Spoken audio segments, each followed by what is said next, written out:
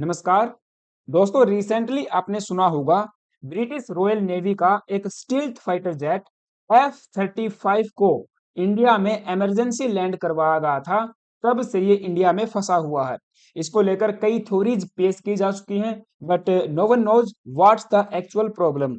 May be Royal British Navy इसके बारे में जानती हो कि कोई टेक्निकल फेलियर हुआ था, बैड वेदर कंडीशंस थी, या पायलट के द्वारा कोई रॉन्ग डिसीजन लिया गया था, फ्यूल शॉर्टेज हुआ था, व्हाट्सओवर। बट आने वाले समय में this particular fighter jet will face more trouble as Royal Navy declines India's hangar offer.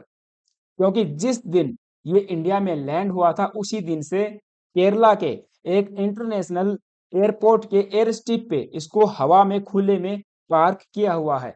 कोई भी प्रोटेक्शन शील्ड नहीं है। हालांकि यूके की तरफ से 2 से 3 टेक्निकल टीम आके इसकी जांच पड़ताल कर चुकी है, लेकिन इसके साथ प्रॉब्लम क्या हुई वो अब तक रिजॉल्व नहीं हुई है।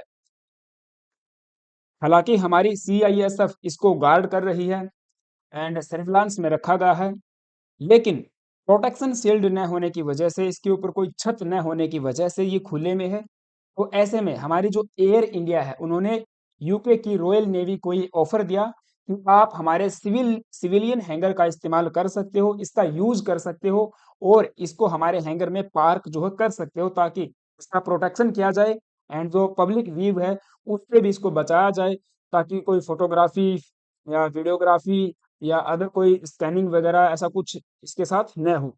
बट यहाँ पे रॉयल नेवी के द्वारा या कहीं कि ब्रिटेन के द्वारा डिक्लाइन कर दिया गया इस ऑफर को कि नहीं, ये जो हवा में रखा मीन्स जो एयरपोर्ट पे है वहीं इसको रहने दीजिए।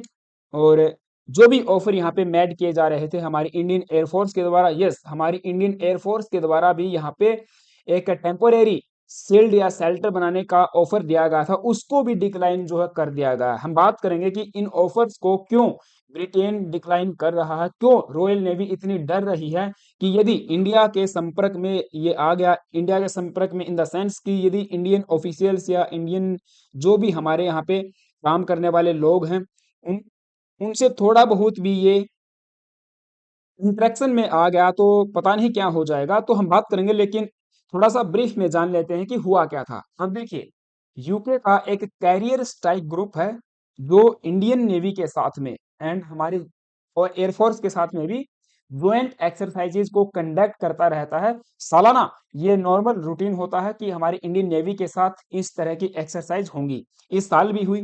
अब हुआ यूं कि ये जो यूके का कैरियर स्ट्राइक ग्रुप है, जिसके पास में HMS Prince of the Wales नाम का एयरक्राफ्ट कैरियर था एंड दूसरे भी बेड़े इनके पास में थे जैसे कि फ्रीगेट्स एंड डिस्ट्रॉयर्स। अब ये जा रहे थे अरेबियन सी में अपने रूटीन ऑपरेशंस को कंडक्ट करते हुए। इंडियन ओशन से निकल के ये अपना जो अरेबियन सी में पहुंच गए थे। अब यहाँ पे बात समझने वाली ये है कि जो यूके का HMS Prince of the Wales aircraft carrier है, यहां से एक F-35B उड़ान भरता है 14 जून को। और उड़ान भरने के बाद जो है अपना ये रूटीन ऑपरेशंस को कंडक्ट करता है। जो भी फ्लाइंग के इनके रूटीन्स थे वो यहाँ पे कैरी आउट किए जाते हैं। उसके बाद यहाँ पे होता ये है कि 14 जून को ही हमारे लोकल टाइम 9:30 के आसपास, पीएम 9:30 पीएम के आसपास इंडियन एयरफोर्स को एक इमरजेंसी कॉल होती है, एक इमरजेंसी संपर्क जो यहाँ पे किया जाता है। और उससे पहले एक बड़ी बात मैं आपको बता देता हूँ, हमारी इंडियन एयरफोर्स के रडार्स के द्वारा, इंडियन एयरफोर्स का जो हमारा air defence control system and जो हमारा मैकेनिज्म है उसके द्वारा इस F-35 स्टील्थ फाइटर जेट को डिटेक्ट कर लिया गया था और इसको आइडेंटिफाई भी कर लिया गया था। तो यहाँ पे होता ये है कि तिरुवनंतपुरम का जो इंटरनेशनल एयरपोर्ट है वहां पे इसकी अनशेड्यूल्ड लैंडिंग करवाई जाती है, क्योंकि ब्रिटिश पायलट्स के द्वारा इमरजेंसी कॉल यहाँ पे दी जाती है। और मैं आपको बता दूं, ये इमरजेंसी कॉल देने से पहले हमारे रेडार्स ने, हमारे सिस्टम ने इसको डिटेक्ट करके इसको आइडेंटिफाई कर लिया था। अब ये भी बताया जा रहा है कि बेसिकली ये जो फाइटर जेट है ये इंडिया के एयर डिफेंस आइडेंटिफिकेशन जोन से बाहर काम कर रहा था, वहीं पे अपने रूटीन फ्लाइंग ऑपरेशंस को कंडक्ट कर रहा था। इट मींस हमारे एयर डिफेंस एंड जो हमारा जोन है उसको इसने वॉयलेट नहीं किया था। लेकिन जब इस फाइटर जेट के द्वारा, इसके पायलट के द्वारा इमरजेंसी को डिक्लेयर किया जाता है, उससे पहले ही हमारे इंडिया का जो AICCS, that is integrated air command and control system है, ये पूरा एक नेटवर्क है, इसके बारे में हम आगे बात करेंगे। इसने इसको यहाँ पे पहचान लिया, इसको आइडेंटिफाई किया, एंड यहाँ पे मैसेज को फिर जो है क्लियर किया जाता है, और सेफली इसकी लैंडिंग हमारे इंटरनेशनल एयरपोर्ट पे करवाई जाती है। तब से ये यहाँ पे आपको बता दूं रुका हुआ है। और इसको लेकर बहुत सारी न्यूज मार्केट में जो है चल रही हैं, बहुत सारी थ्योरीज भी चल रही हैं कि एक्चुअल में हुआ क्या होगा।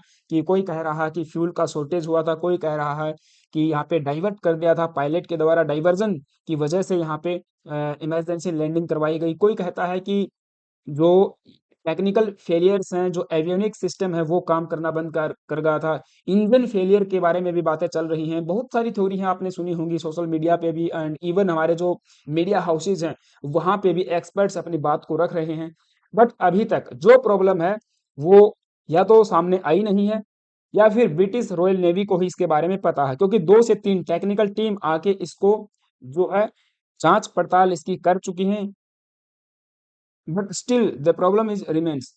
तो यहाँ पे एक सबसे बड़ी न्यूज ये सामने निकल के आई कि इंडियन एयरफोर्स ने इसको पहले ही आइडेंटिफाई कर लिया था, इसको डिटेक्ट कर लिया था।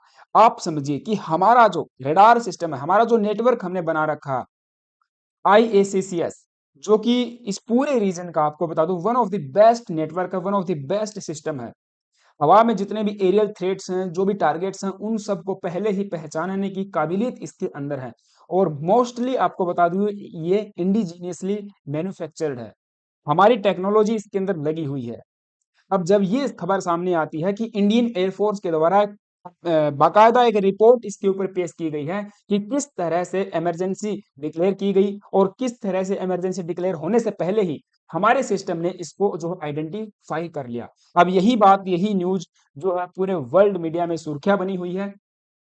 और यही आपको बता दूं ब्रिटिश के लिए लोके इसको बनाने वाली जो कंपनी है, F-35 को बनाने वाली कंपनी है लॉकहीड मार्टिन, एंड यूएस के लिए, पर्टिकुलरली यूएस के लिए एक बहुत बड़ा नाइटमेयर साबित होने वाली है आने वाले समय में। क्योंकि यूएस बहुत ज्यादा पुश करता है इंडिया को कि F-35 आप जो है परचेज कीजिए, F-35 डील के साथ जाइए। तो यहाँ पे हमको एक जेन्युइन रीजन मिल गया है why India should not by this particular fighter jet, that is F-35, चाहे फिर वो लाइटनिंग बी हो या फिर दूसरा इसका वेरिएंट हो।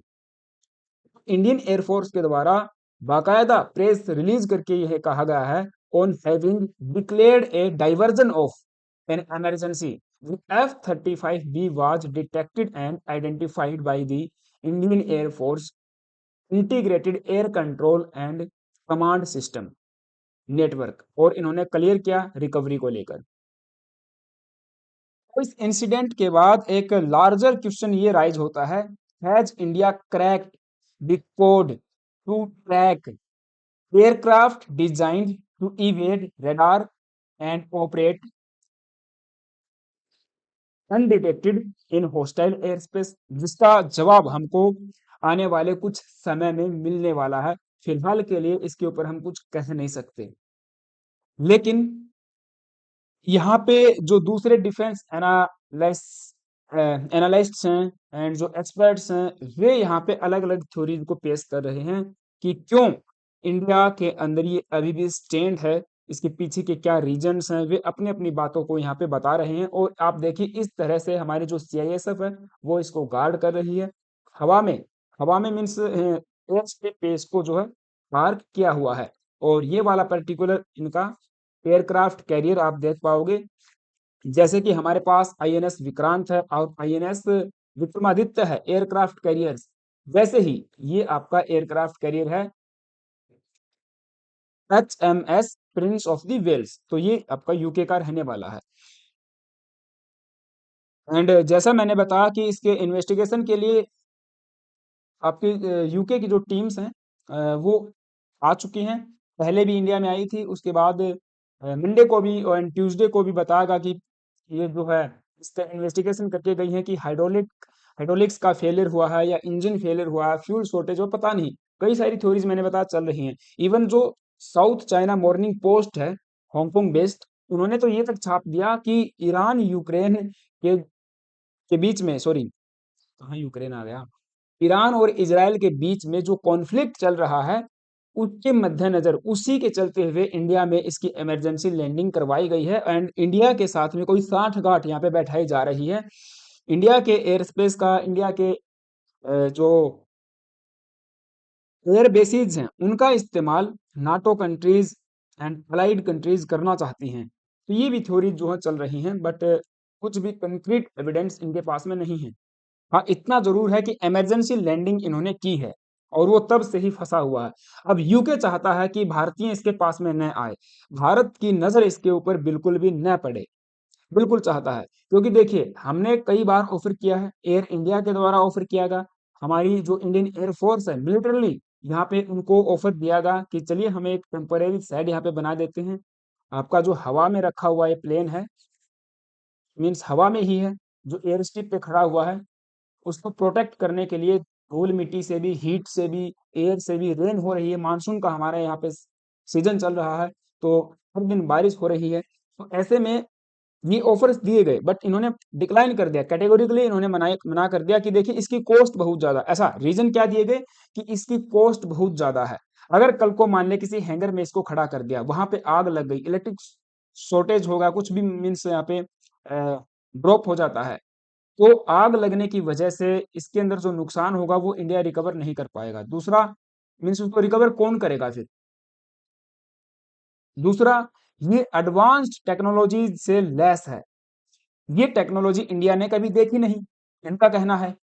और इंडिया ऐसी टेक्नोलॉजीज को देख के कहीं डर न जाए, इसीलिए आप इनसे जो है दूर रहिए। हालांकि एक ये भी बताया गया है कि जो मिलिट्री के विमान होते हैं, जो भी फाइटर जेट्स होते हैं, उनको सिविलियन हैंगर्स में या सिविलियन एस्टेब्लिशमेंट से दूर रखा जाता है, चाहे फिर आपकी एयर इंडिया ही क्यों ना हो या कोई दूसरी कंपनी ही क्यों ना हो। केवल यूके का कहना है कि जो ऑथराइज्ड यहाँ पे कॉन्ट्रैक्टर्स हैं या जो मिलिट्री के पर्सन है, जो भी व्यक्ति यहाँ पे ऑथराइज्ड है, वो ही इसको इवन टच कर सकता है। इसके बाहर का जो एरिया है उसको टच करने की भी इजाजत किसी को नहीं है। यानी कि आप समझोगे कि बहुत ही ज्यादा strict protocols, rules and regulations में इसको रखा जाता है, क्योंकि इंडिया ने किसी प्रकार का कोई इंगेजमेंट यूके के साथ नहीं किया हुआ है। तो इसको जो है इंडियंस छू तक नहीं सकते हैं या इसके पास नहीं आ सकते हैं, ऐसा कुछ इन्होंने अपनी तरफ से बातें बताई हैं। खैर, हम अगर यहाँ पे देखना चाहें तो ये चीज आपको समझनी होगी, इंडिया का जो integrated air command and control system है, उसने बेहतरीन काम किया है। पूरा एक नेटवर्क है, इसमें रडार्स, ऑब्जर्वेशन पोस्ट होती है, एनालिसिस सेंटर्स बनाए जाते हैं, सिविल रडार नेटवर्क होता है, आर्मी का नेटवर्क होता है, हमारी नेवी, एयरफोर्स, इन सब का एक कोऑर्डिनेटेड नेटवर्क यहाँ पे बनाया जाता है। अपेरेंटली हमारी जो कमांड हेडक्वार्टर्स हैं, वे टैक्टिकल लेवल्स के ऊपर एक दूसरे के साथ कोऑर्डिनेशन करती हैं। एयर हेडक्वार्टर की बात कर लीजिए, एंड जो भी मिलिट्री एटीएस हैं, एयर बेसिस हैं, तो ये सब मिलके आपस में काम करती हैं। और एक यहाँ पे एक लार्जर क्वेश्चन ये खड़ा होता है कि क्या इंडिया को जो आपका F-35 है ये खरीदना चाहिए या नहीं खरीदना चाहिए। अब इस तरह की जब बातें सामने आती हैं कि इंडिया ने इसको पहले से आइडेंटिफाई कर लिया, हमारे रडार्स में ये आ गया है, तो फिर इसकी जो स्टिल्थ टेक्नोलॉजी है उसके ऊपर भी सवाल खड़े होते हैं। समझ पा समझने की बात है कि जिस खासियत की वजह से इसको बेचा जा रहा है, जिस स्टिल्थ टेक्नोलॉजी की वजह से ये पूरी दुनिया में तहलका मचा रहा है, यदि वही कंप्रोमाइज हो रही है, तो फिर एक बार फिर से हमको सोचना होगा कि हम इस ऑफर के ऊपर जाएं या नहीं। हालांकि मैं कई बार इसके ऊपर सेशन कर चुका हूं कि इंडिया अब फिलहाल के लिए F-35 को कंसीडर भी नहीं कर रहा, क्योंकि रसिया बहुत सारे बोल्ड ऑफर इंडिया को दे चुका है and recently official offer India को दिया गया है। सोर्स कोड भी यहाँ पे दिया जाएगा, ट्रांसफर ऑफ टेक्नोलॉजी भी होगी, मेंटेनेंस भी होगा, एंड वेरियस टाइप के यहाँ पे टेक्निकल सपोर्ट इंडिया को दी जाने की बात की जा रही है। तो देखना होगा कि इंडिया आगे किस के ऊपर जाने वाला है, बट फिलहाल के लिए इतना ही। आई होप कि आपको सारी बातें समझ में आई होंगी। आपका क्या मानना है मुझे कमेंट बॉक्स में जरूर बताना। हाँ, चैनल पे नए आए हो प्लीज गाइज एक सब्सक्राइब करके जाना, बेल आइकन प्रेस कर देना।